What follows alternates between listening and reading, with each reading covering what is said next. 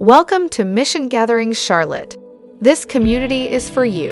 If you grew up in the church and have lost your faith, if you are in a moment of deconstruction or reconstruction, if scandals, politics, and hate have led you into doubt, if the stories of this faith raise doubts and curiosity in you, our time together is not about trying to fix you. You are not broken. Our journey in this life is not about erasing doubt, but embracing them. For it is only on the darkest night we can see the stars. Life's journey is hard enough, so we don't think you should have to make this journey alone. So if you are Asian, Latinx, Black or White, Indigenous, if you are male or female, trans or non-binary, if you are 3 days old, 30 years old, or 103 years old, if you've never stepped foot in a church, or if you are Buddhist, Roman Catholic, agnostic, or are a lifelong evangelical, if you are single, married, divorced, separated, or partnered, if you are straight, gay, lesbian, asexual, or bisexual, if you are a Republican, Democrat, Independent, Socialist, or not registered to vote, if you have or had addictions, phobias, abortions, or a criminal record, if you own your home, rent, live with your parents, or are homeless, if you are fully abled, disabled, or a person of differing abilities, you are welcome to join us on this journey to share our sacred meal at the table of grace. Happy Sunday, and welcome one and all.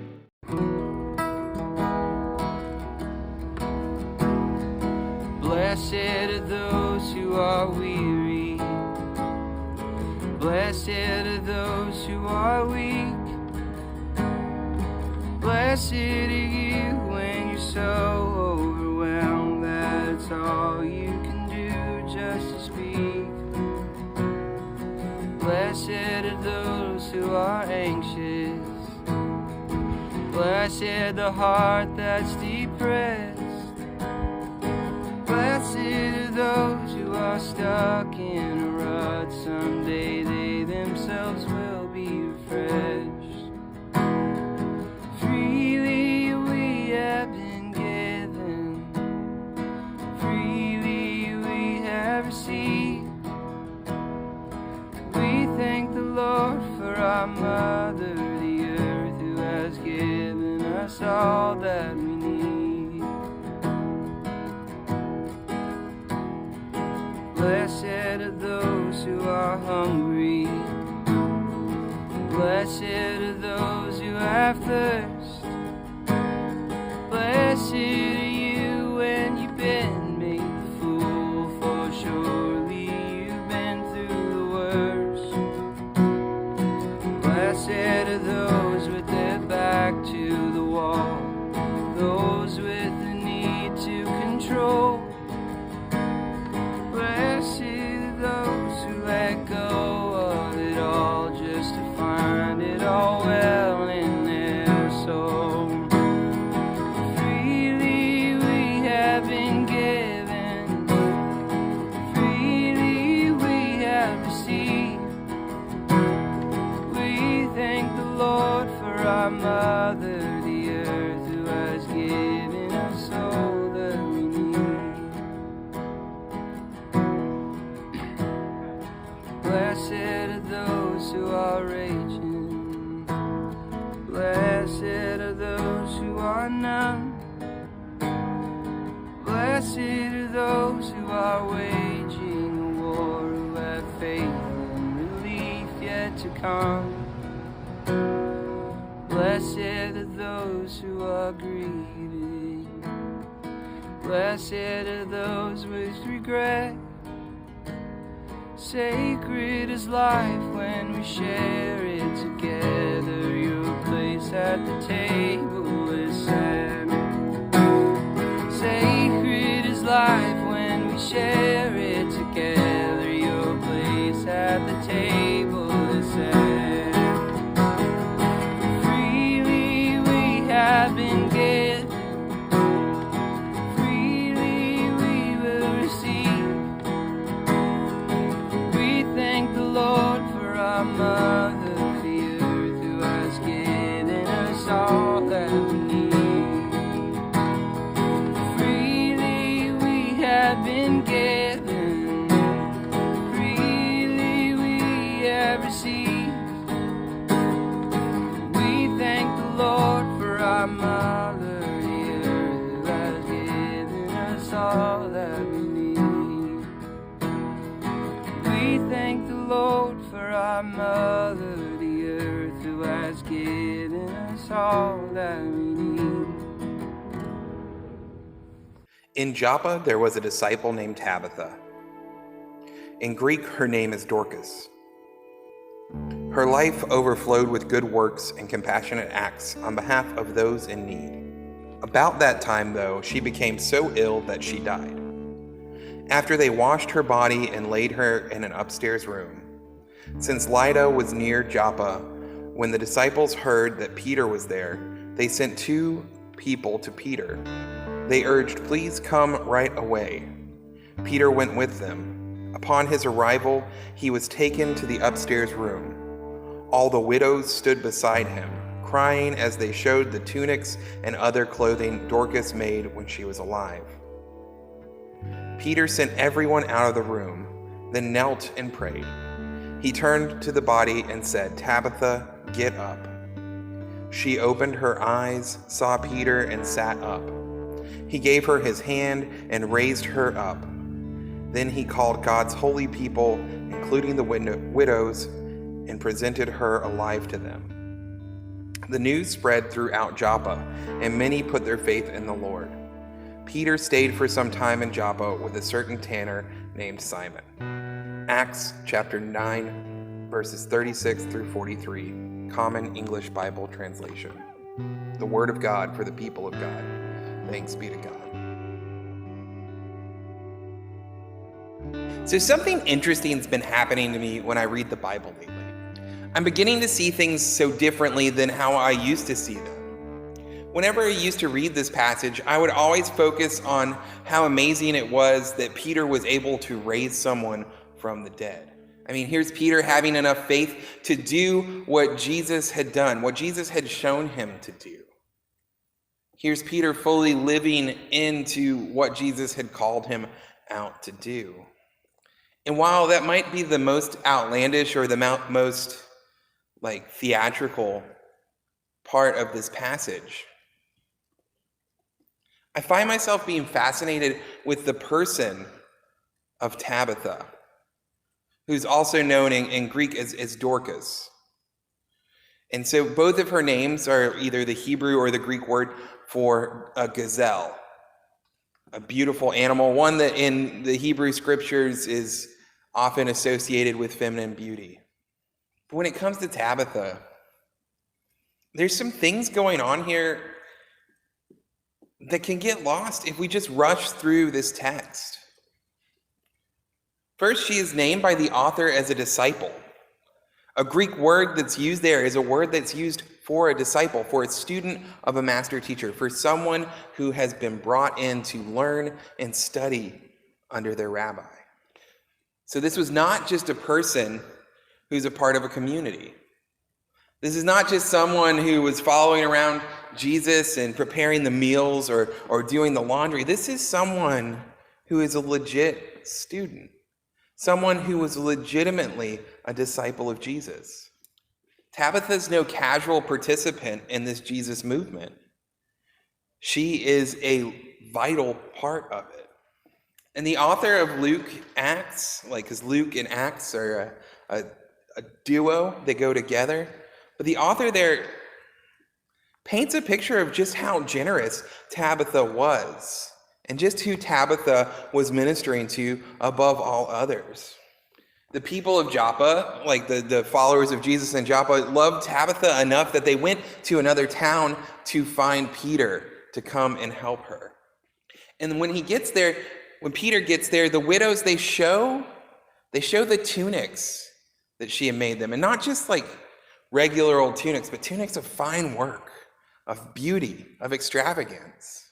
And that can be hard for us to understand why that was so important, right? Because we live in an age of fast fashion, right? You can get clothes delivered to your house, try them on. If you don't like them, you can send them back. But these tunics meant a lot to these widows. One tunic in the first century Roman Empire world of the Mediterranean cost a month's salary for a skilled laborer or an educated laborer. Someone like a scribe or a lawyer would make enough to buy a new tunic maybe once a month if they spent all that they made. So for a low-wage worker or a no-wage worker, such as a widow, there wouldn't be any money for new clothes. Clothes would come from secondhand stalls or sewing together patches of rags that they found. But here is someone giving them clothing, extravagant clothing. So we know that Tabitha was generous in a hugely material way, like so much so that people would write about it years later. There's still a lot we don't know about Tabitha. Maybe she too was a widow, and that's why she felt so called to minister to other widows. We know that in the Hebrew scriptures, right, like what some people call the Old Testament, but what we call the Hebrew scriptures, that widows were always in a precarious place.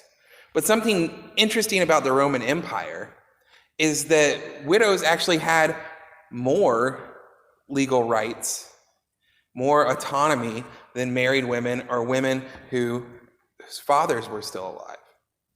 If a woman's father died, or her husband died, then she was given her inheritance and her dowry as money that she was in charge of and could manage. If she was a father's only child, she inherited all of the estate and was in charge of it.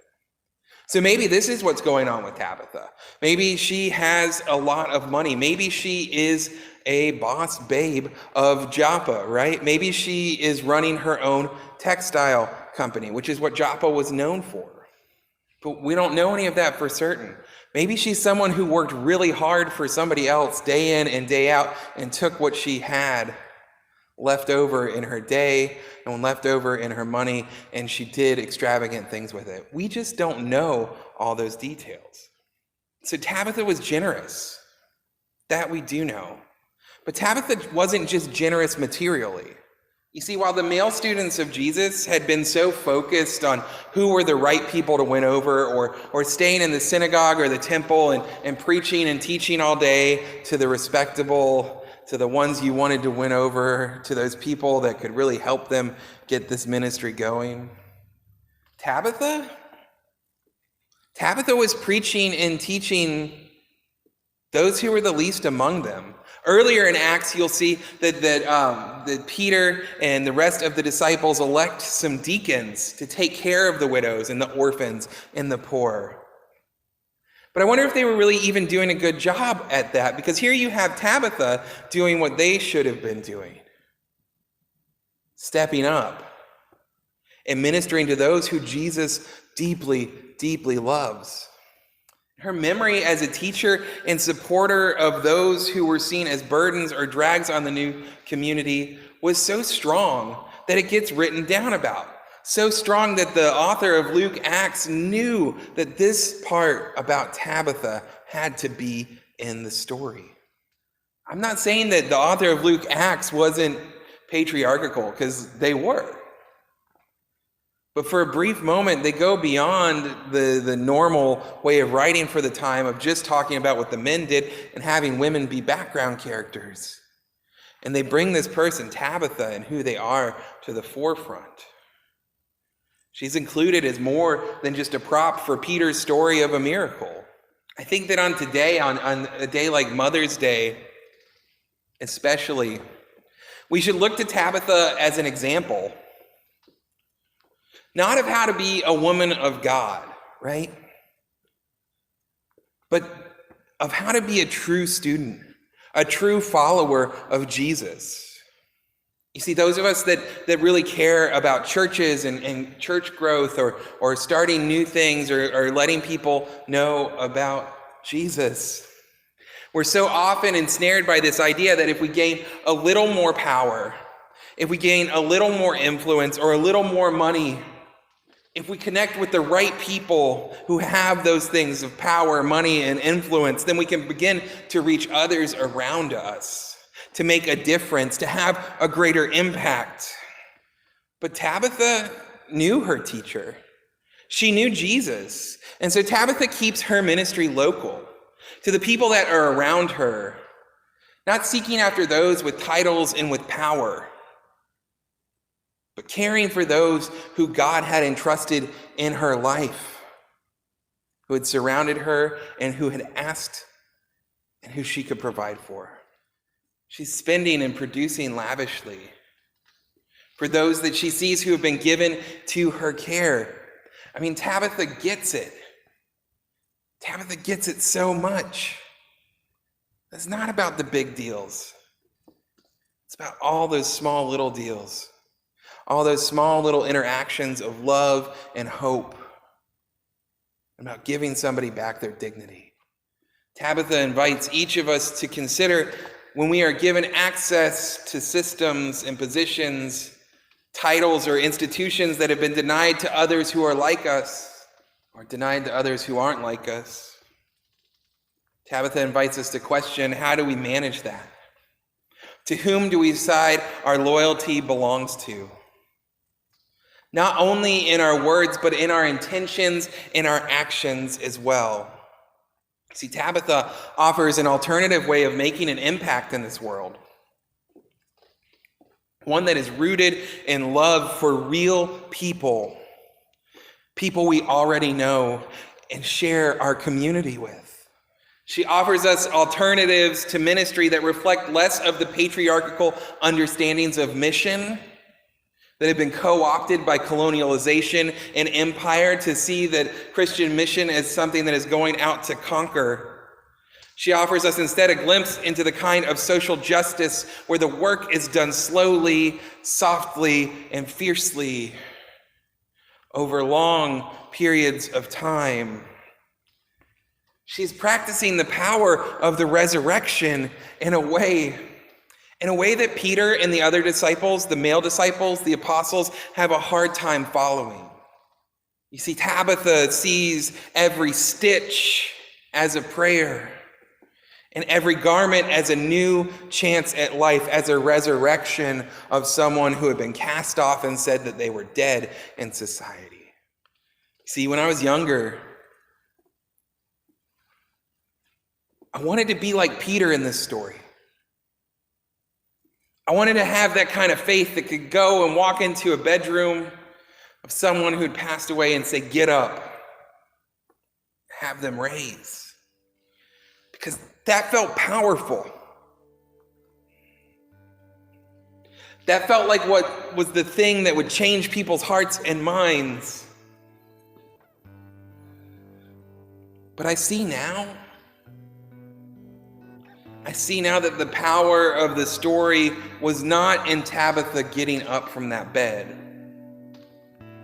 The power in that story was that those women who had nothing, no safety net, no one caring for them, had been clothed in splendor.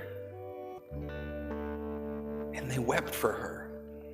Her work had impacted them so much that they were faithful to see it through, the work that she had done, and to tell everyone about it.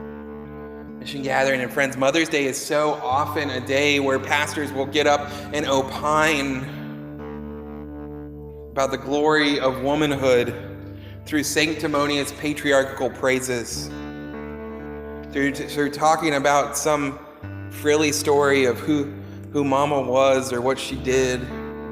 Or maybe they'll bring up John Wesley's mom or whatever, right? You've heard all of those stories before. But the story of this Jesus movement is not one of demure women keeping the home fires going, with the men going to work, getting it done. Now, you see, the author of Luke Acts spends so much time showing us women who own and ran businesses, who did the work of preaching, teaching, and caring and loving. They're not background figures to the Jesus movement. They are the Jesus movement. They're not the reason it got its support. They're the reason it got going in the first place. So in a time where we haven't progressed very far, where we still ask women to do it all while men take the credit for it, may we learn from Tabitha a different way of being in ministry, a different way of caring for our community. May we learn from the spiritual daughters today who have grown up with the legacy of Tabitha and Lydia and all of the rest, so that when our story is written, when our story is remembered, we may be remembered as having half of the faith that Tabitha had, so that we may be giving birth to something new this Mother's Day.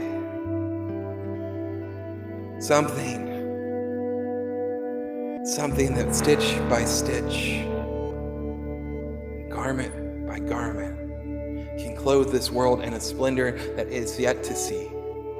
Mission Gathering and friends, may it be so. Amen.